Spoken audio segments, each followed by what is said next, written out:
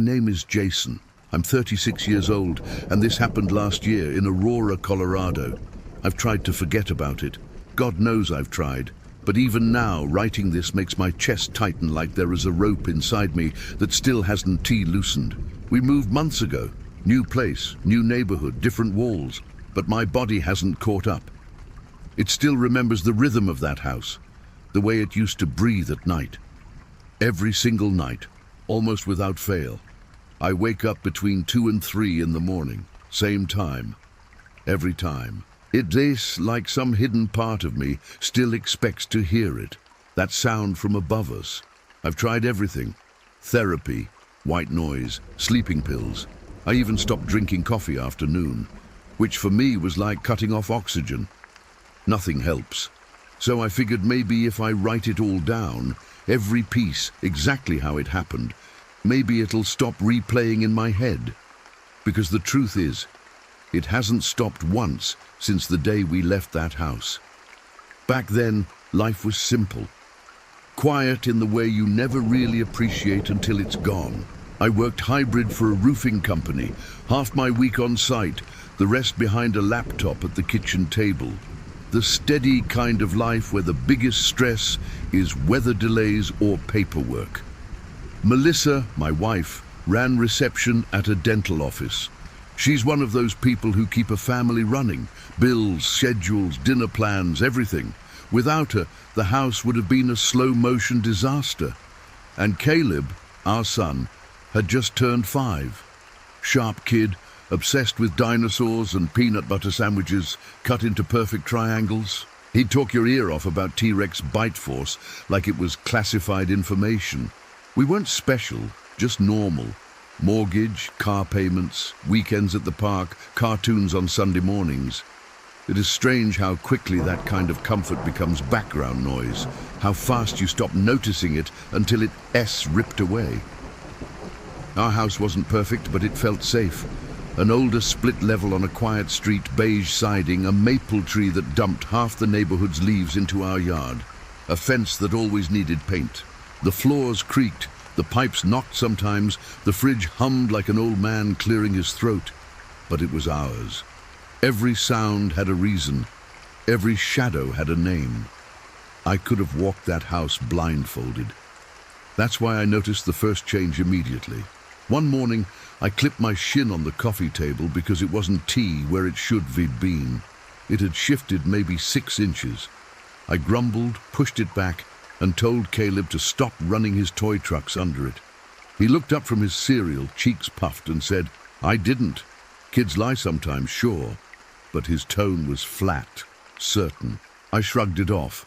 A few days later, 2 dining chairs were pulled out slightly, angled like someone had sat there and half pushed them back. Melissa's meticulous about straightening them before bed. I asked if she'd been up late, maybe reading or talking on the phone. She said no. We joked about the chair fairy. It wasn't funny, but laughing made it smaller. Then came more little things. The throw blanket folded wrong. The remote left on the bookshelf. A framed photo turned just enough to catch the light differently. None of it screamed danger.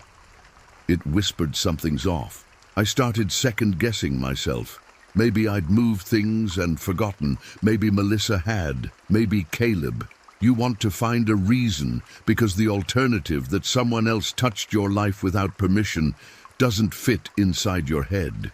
Then came the first night I woke up to the noise, 3:14 a.m., the kind of stillness where even the house seems to be holding its breath. At first it was just a thump, dull, heavy, followed by a faint dragging, like a foot sliding across wood. Not the heater, not the pipes. I know those sounds. This was deliberate, slow, a weight shifting its balance. I sat up, holding my breath so tight my heartbeat started pounding in my ears. After a minute, silence, the kind that doesn't feel empty. It feels aware. I went to check on Caleb. He was curled up, mouth open, soft snores slipping out between tiny breaths. The air in the hallway smelled like old dust and insulation, attic air. I stood there with the glow from his dinosaur nightlight spilling across the carpet, telling myself it was nothing. just the house settling. But my body didn't buy it. I stayed awake until dawn, staring at the ceiling, waiting for it to happen again. 2 mornings later, something new. The bread bin was open. Caleb's sandwich bag, the one Melissa preps every night, was ripped open and sitting on the counter. Not chewed, not nibbled. Torn clean, like by fingers. We don't have mice. I've dealt with mice before. They leave pellets, crumbs, chaos, not surgical tears. I tried to make a joke about the midnight snacker. Melissa didn't laugh. She just wiped the counter in these tight, angry circles and said, "I'm setting the alarm tonight." And she did. The alarm stayed silent all night. Everything looked fine. But the next morning, the coffee table was crooked again. That's when my stomach started reacting before my brain. That cold, electric drop, when instinct recognizes what logic refuses to name. Someone was rearranging my life. I started taking pictures before bed, full shots of the living room, the dining area, the kitchen, every corner, every angle. Then in the morning I'd compare them like a detective. First night, no difference. Second night, one of the dining chairs turned slightly. Third night, the little bowl where we kept spare change moved a few inches, and 1/4 stood perfectly upright, balanced on its edge. You don't really understand dread until you feel it come from something that small. It wasn't chaos or destruction. It was precision, intention, like someone was making a point quietly, politely, until you finally noticed. I told myself vibration from the heater could have nudged it. Maybe Caleb bumped the table. Maybe Melissa moved something absent-mindedly, but deep down, I knew that wasn't true. So I bought cameras, cheap Wi-Fi ones that ping your phone when there's movement. I mounted one facing the living room, one in the hallway. That first night, I barely blinked. The house looked ghostly and black and white on the screen. Every shadow stretched long and unnatural.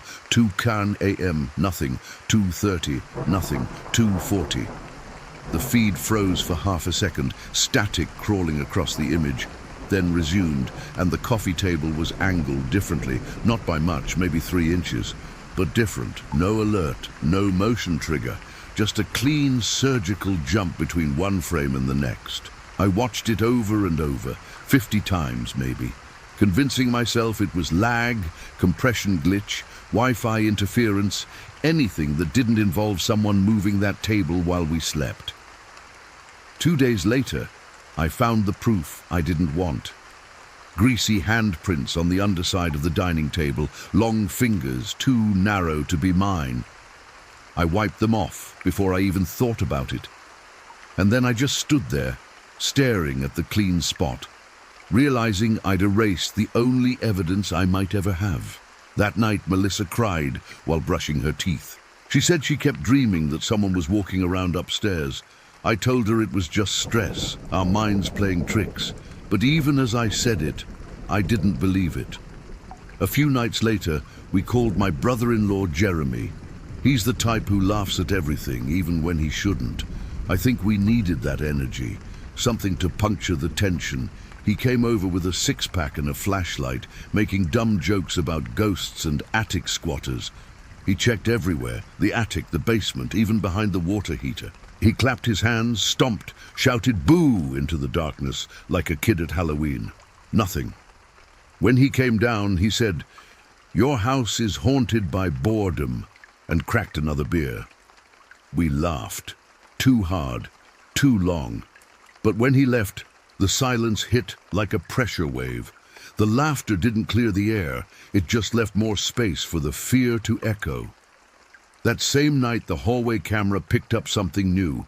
Not movement, but sound. A faint scraping, then a knock. I checked the thermostat app on my phone. The room temperature had dropped 3 degrees in under 10 minutes. I got up barefoot, flashlight in hand. The air smelled stale again, like dust and attic insulation. As I walked down the hallway, the temperature felt wrong. Not just cold, but still, like the air itself didn't want to move. I stopped beneath the vent outside Caleb's room. There, a soft shift of wood above me. I froze, light trembling in my hand. And then, nothing.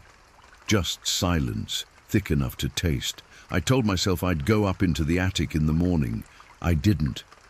The next day, one of the picture frames on the mantel was face down. Melissa didn't scream. She just started shaking, eyes wet, voice low. "I don't want to be here anymore," she said. No argument, no discussion. We packed bags, grabbed Caleb, and drove to her sister's place. She thought it would be for one night. I told her I'd come back later for the rest of our stuff. That was a lie. I went back because I needed to see it, to know if I was losing my mind or if something was truly there. When I unlocked the door, the house already felt different, airless, stale, like someone had exhaled and never inhaled again. The stillness was physical. I could feel it pressing on my skin. I went straight to the garage, pulled down the attic ladder and climbed up. The heat hit me, thick, dry, choking. Dust particles floated in the beam of my flashlight, turning the air into a living haze. At first, nothing. Then I saw it, a smaller panel at the far end, maybe 18 inches wide, slightly misaligned. The screws weren't flush, and the dust around them looked disturbed, like someone had turned them recently. My hands were sweating when I knelt down. I slid my fingers under the edge and lifted. A draft slipped out. Cool, sour air with the scent of old wood, insulation and something else, human. The space underneath was narrow, running along the hallway below. Wooden planks, uneven, forming a kind of walkway, and scattered along it were things that didn't belong to us. A crushed water bottle, a torn paperback, a rolled blanket, a grocery bag filled with wrappers, and a lighter, all of it coated in that dry attic dust. I remember thinking, this doesn't just happen, someone lived here. Then I saw the notebook, cheap, spiral-bound, half-covered by a dirty shirt. I flipped it open with my thumb.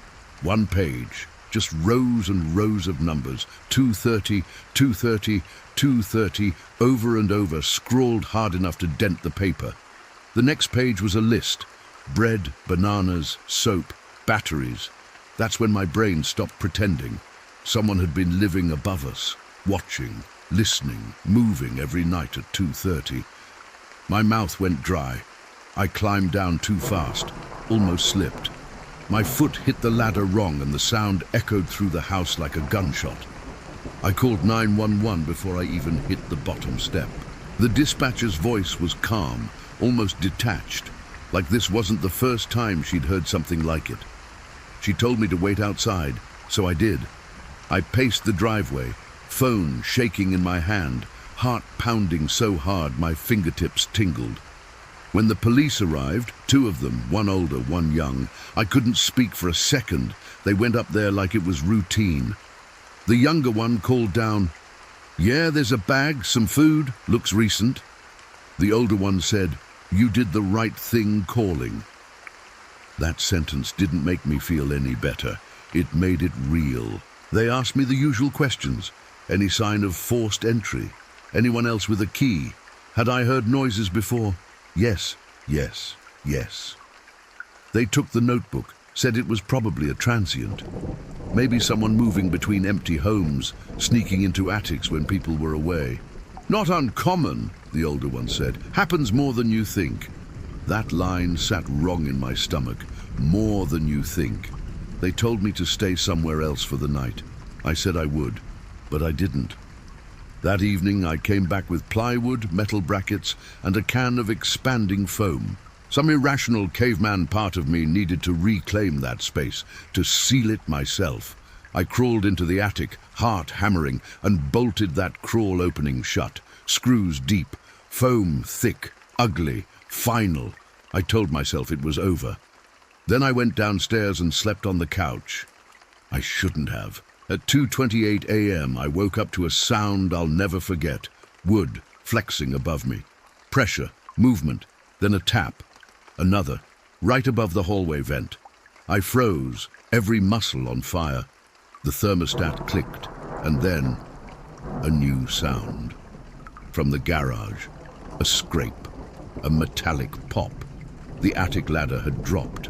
I grabbed my phone, dialed 911. My voice came out in a whisper I barely recognized. The operator said to get outside. I whispered back that I couldn't. If I moved, whoever was up there might drop into the house. I stood there, paralyzed, staring at the dark hallway. Seconds felt like hours, then sirens finally, headlights bleeding through the curtains, flashing across the walls like ghosts. 2 doors slammed, boots hit the ground. Then came the crash of the front door opening. One officer cut through the garage, another through the side yard. A shout, footsteps, something heavy falling. Then silence. When they came back inside, the younger cop had dust on his uniform. He ran, he said, jumped the back fence. They found the ladder down, fresh footprints in the dust, the side door cracked open. He'd been there again, waiting. That night burned away any illusion of safety. Melissa refused to even drive by the street again. We stayed with her sister for weeks. During the day, I hired a contractor friend. We sealed the attic completely. Metal plates, welded brackets, mesh over every vent, cameras on every corner of the house, locks replaced, security lights installed. The police never caught him. The detective said he'd probably moved on to another house. I remember him saying almost casually, "Sometimes they stay in attics for months." That word months stuck in my head like a nail, because that meant he'd been up there while we were eating dinner, while Caleb played on the floor, while Melissa sang in the shower. He could have been lying above us, motionless, listening, inches away. We eventually moved. Smaller place, no attic, no crawl space. For a while, it helped. But some things you don't move away from. I still wake up around 2:30 almost every night. Sometimes it's silence, sometimes it's a creak, and sometimes, for just a second, I swear I hear a faint tap above me, like someone testing the boards. And then, nothing. Melissa says I need to let it go. Caleb's too young to remember, but I do. The cameras are always on now. I check them more often than I should. It's not paranoia anymore. It's survival instinct. People think horror means ghosts or monsters. It doesn't. It is realizing someone was close enough to touch you for weeks, and you never knew. That's what stays. That's what lives in the quiet between heartbeats. If you ever feel something's off in your home, a chair moved, a photo tilted, a door that feels heavier than it used to, don't explain it away. Don't tell yourself you're overreacting. Look, check, now. Because sometimes what's hiding isn't supernatural. It's just human. And that's so much worse. That's all I can say before it starts looping again in my head. We're okay now, I think. But every night, 2:28 comes, and I listen. Sometimes there's peace, sometimes only silence, and sometimes silence feels like someone holding their breath, waiting. If you made it this far, thanks for listening. Please like, share, and subscribe to Mr.Ebon Horror Real Stories. Trust me, there's more out there than you think.